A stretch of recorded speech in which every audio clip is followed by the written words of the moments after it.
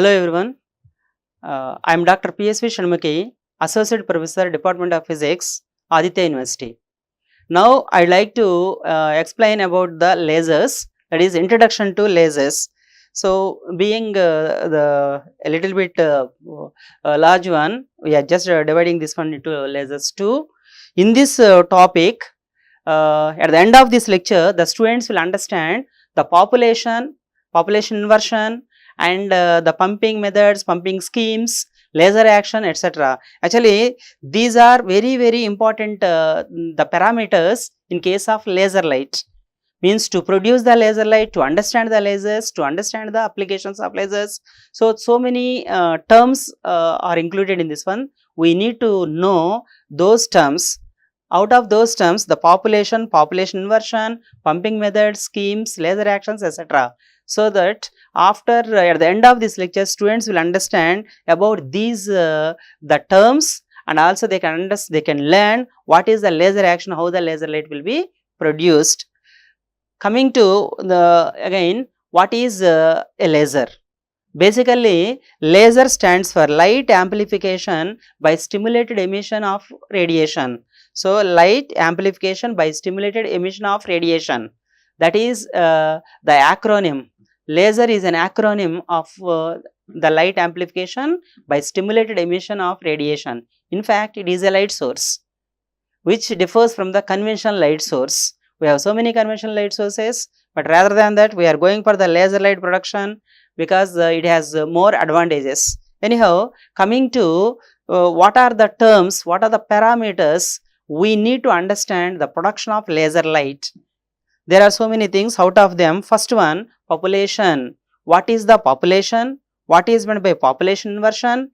Pumping methods, pumping schemes, and finally laser action. These things we are going to discuss now. Coming to the first one, what is meant by population? Generally, in this chapter, population means the number of atoms in a given energy state is called population of that state. For example, two energy states are there. Say this is the ground state E1 and this is the excited state E2. In the ground state, say there are some number of atoms. That number of atoms denoted by N1. In the excited state, the number of atoms denoted by N2 say. So, N1 is called population of the ground state, N2 is called population of the excited state. Simply, the number of atoms in the given energy state is called population of that state. So, coming to population inversion. In general, population of the ground state always exceeds the population of the excited state. You observe N1 population in the ground state, N2 population of the excited state. The most general thing is N1 is greater than N2. Population of the ground state is greater than population of the excited state. This is called normal state and the equilibrium state. Suppose if N1 or N2 is greater than N1, population of the excited state exceeds the population of the ground state. You observe here population of ground state N1. So, here for example given 3 atoms, population of the excited state given say there are 6 atoms. So, in this one N2 is greater than N1. This is called population inversion or inverted population state. So, in general it is not possible. We have to make it possible by adopting some different techniques. So, the equilibrium state is N1 is greater than N2. But we can make it possible that N2 greater than N1.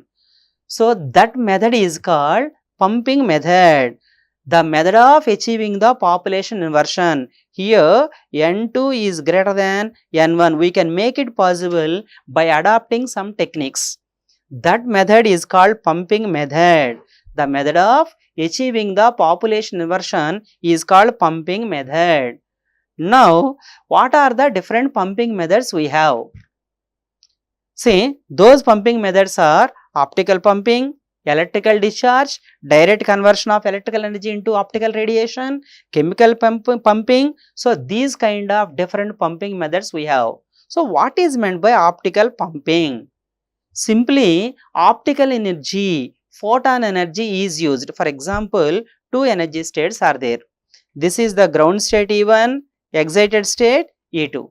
In the ground state, the population is given by N1, excited state population given by N2 same. Here the photon energy h nu is incident on the atom. By absorbing that energy, atoms will go to the excited state. So after some time you observe N2 will be greater than N1. Continuously these atoms are absorbing the energy, they are taking, means they are going to the excited state. So after some time you can observe N2 will be greater than N1. So in this process we are supplying the photon energy or light energy. This process is called optical pumping method. Coming to the second one, electrical discharge. Actually, this optical pumping is used in case of ruby laser. You will come to know later. And electrical discharge method, in this one, we take one electrical discharge, one tube, there will be two electrodes and the voltage will be supplied to that one. In that one, gas molecules are provided. You will come to know after, means at the time of helium neon laser. Electrical energy is absorbed by the atoms or molecules so that they will be promoted to the excited state.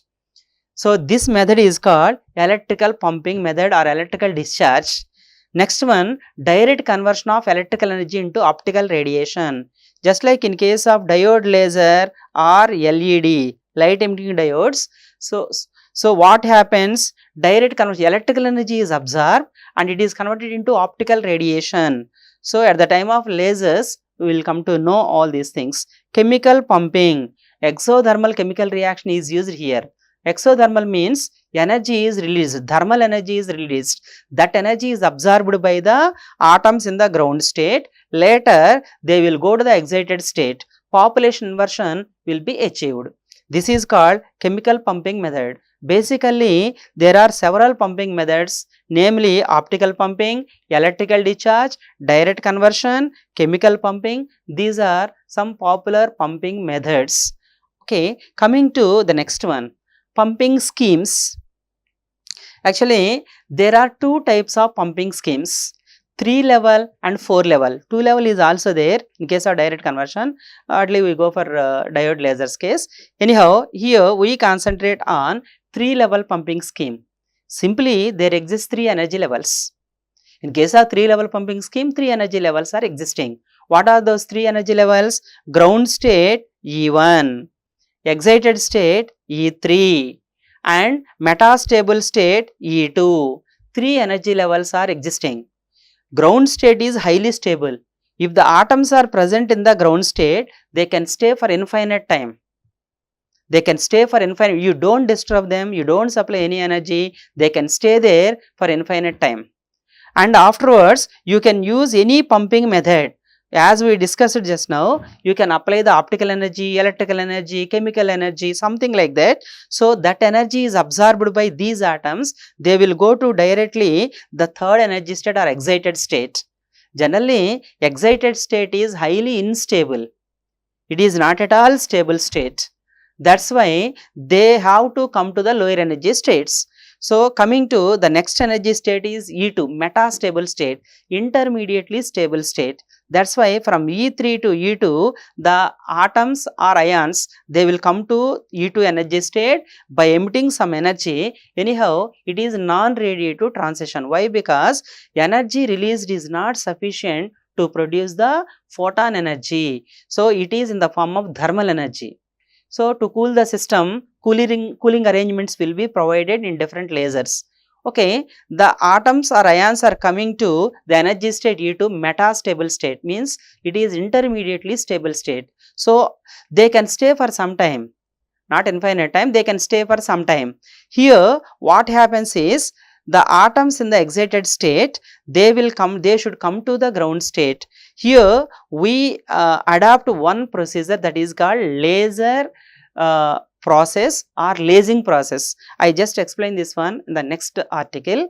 Now simply coming to 3 level pumping scheme, there exist 3 energy states. One is the ground state E1, excited state E3, metastable state E2.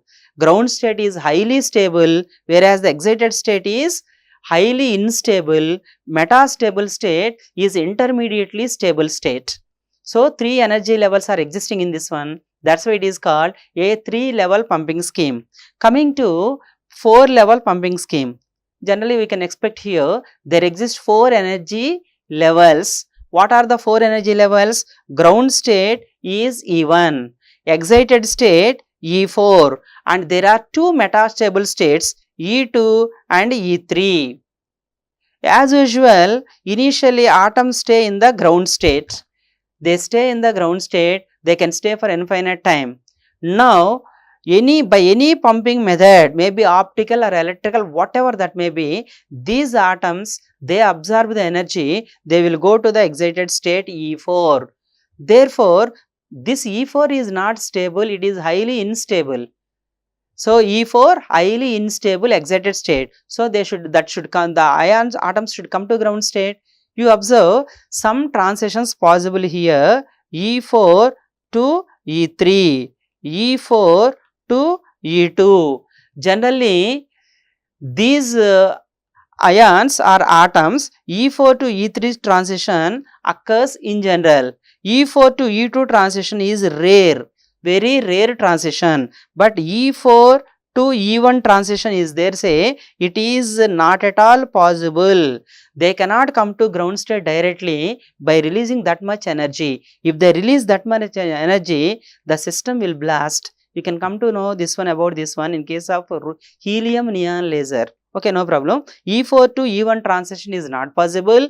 Therefore, most of the atoms, they come to the metastable state E3. 1 or 2 atoms will come to the metastable state E2. Actually, E2 and E3, these two are also metastable states. You observe, after some time, population of the energy state E2, population of the energy state E3 you observe, here it is taken as N1, here it is taken as N2. N2 will be greater than N1. Population inversion will be achieved between E2 and E3 states. So, anyhow, between these two, laser action takes place. So, what is the laser action? Next one we shall see. Anyhow, the ions will come to the energy state E2. And the moment they come to the energy state E2, they come to ground state with fast decay by the collisions with the walls of the glass chamber, releasing some thermal energy. Cooling system is also provided there. Simply what we have to understand here, in case of 4-level pumping scheme, 4 energy levels exist. What are those 4 energy levels? Ground state E1, excited state E4, 2 metastable states E2 and E3. Here ground state highly stable, excited state highly unstable, E2, E3 metastable states are intermediately stable states. So, this kind of mechanism or this kind of scheme is called 4-level scheme. Simply you have to understand one thing, pumping method. What is pumping method? What is pumping scheme? Pumping method is nothing but what kind of energy we are supplying. Whether you are supplying the optical energy, electrical energy, what kind of energy to promote the atoms to the excited state.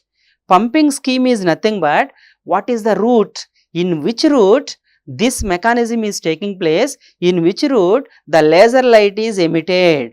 That is called pumping scheme. There are 3-level pumping scheme and 4-level pumping scheme and 2-level also.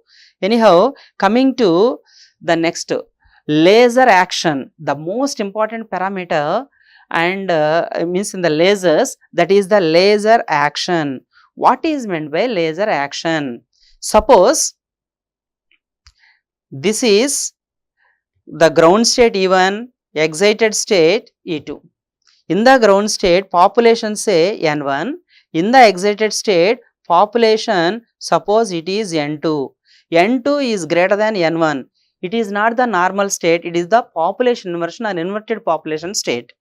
That's why just let us wait for some time. Out of all the atoms in the excited state, first one atom comes to ground state emitting a spontaneous photon. So, this photon will stimulate an atom in the excited state. So, what happens? This comes to ground state emitting 2 photons.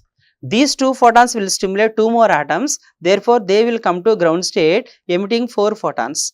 In this way, chain reaction takes place. The same thing is depicted here. So, the incident photon is provoking or stimulating an atom. Therefore, 2 photons are generated. Each photon is stimulating 1 more atom. 2 photons are generated. Like that, multiplication effect is taking place. This process, or this is a chain process, this process is called laser action and lasing mechanism. So, this is the most important parameter or feature in case of laser light production. The same thing we discussed in case of 3 level and 4 level also. You just observe E2 and E3, E1 and E2 states. E2 state say higher energy state, E1 the ground state say. Continuously the ground state atoms are taking the energy, going to the excited state, coming to the metastable state, staying for some time. After some time, what happens? There exists a population inversion, N2 will be greater than N1. Therefore, between E1 and E2 states, laser action takes place. Means one atom comes to ground state, emitting a spontaneous photon. This stimulates an atom that comes to ground state, 2 photons will be released. They will stimulate 2 atoms, therefore 4 photons. So, in this way, a chain reaction takes place in between E1 and E2 states in case of 3 level. Similarly, you observe 4 level scheme also. Between E2 and E3 states, metastable states, there is a population inversion. That's why between those two, laser action takes place. What we have to understand is, for the laser action to take place, or to get the laser light, laser action is must. To get the laser action, population inversion is essential. So, to get the population inversion, pumping method, pumping schemes are important. So, all these things are very much essential things to get the laser light. Here you observe there is a multiplication effect, highly intensified light is produced and high directional light also produced. Basically, what is meant by laser? Laser stands for light amplification by stimulated emission of radiation. Amplified light we are getting, and moreover stimulated emission we are taking, and also multiplication effect, highly intensified light, high directional light we are getting. So, to get the laser light, all these features are very much essential. That's why we have discussed in this article what is meant by population, what is the population inversion, how do we achieve the population inversion, what are the pumping methods we have discussed, what are the 2 types of pumping schemes we have discussed, a 3 level pumping scheme and a 4 level pumping scheme. By using all these things, how the laser action is taking place to get the laser emission, that what we have seen in this article. Okay, thank you.